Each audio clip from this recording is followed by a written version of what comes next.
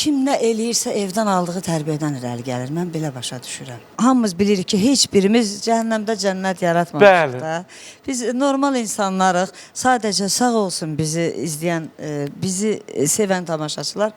Amma hər bir işin bir nöqtəsi var da, bitmə nöqtəsi. Bəli. Mən də bilirəm ki, ümumiyyətlə özümə bir qərar vermişəm ki, müəyyən bir yaş devrindən sonra mən nə efirə, nə məsələn toylardır filandır, mən getməyəcəm. Niyə?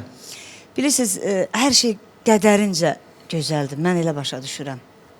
Mən bəlkə, bilirsiniz, qoy elə də qalaq, cəmadın gözündə elə də qalaq. Zülfiyə xanım bir istəyir, yox. Zülfiyə xanım istəyir ki, ondan doymasınlar. Deməsinlər ki, ay Allah, bu da geçseydi bir canımız sarardı.